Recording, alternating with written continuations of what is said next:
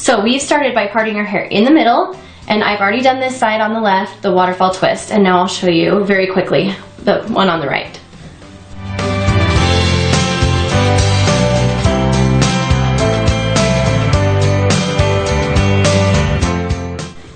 Okay, so now I've completed the waterfall twist on the right side as well, and I'm gonna just take the two little twists I have from that she's holding.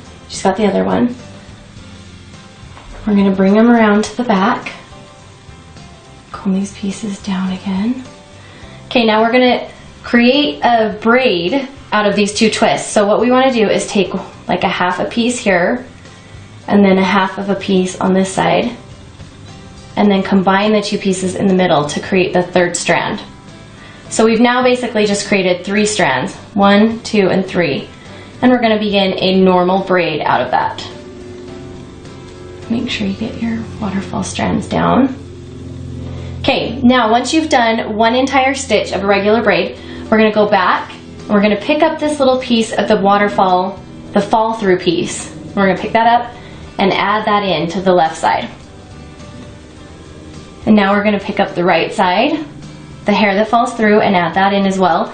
And we're gonna do one complete stitch. So adding no hair. Now we're gonna go back to the left and add in another strand into our regular braid. Add in the strand on the right. And just separate it out if you get any mixed up. And then complete a stitch. Don't worry if it looks loose right now. That's kind of how we want it to look, and I'll show you why. You can see I'm pulling the hair just slightly off of her head as I'm going. So I'm braiding it in. And that, I'll show you, I'll explain it at the end.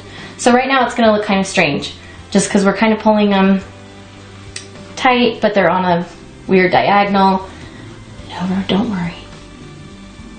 So the only trick to the waterfall twist is just making sure that you try to end up with the same number of strands on either side of the head. We're gonna do, I think we have 2 more on each side. Keep pulling, and of course this will depend and vary slightly depending on the length of your own hair. If you have shorter hair, you're not gonna get as many stitches out of it. That's fine. We're adding in our last piece, and you can see it kind of looks strange right now. And add in our last one on this side.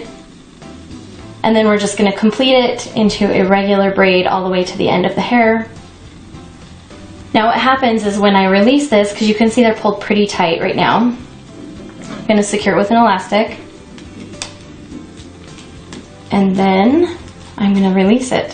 What happens is that loosens all of that hair and allows it to just kind of float and hang much softer and much prettier. Very, very soft, romantic look to the waterfall braid.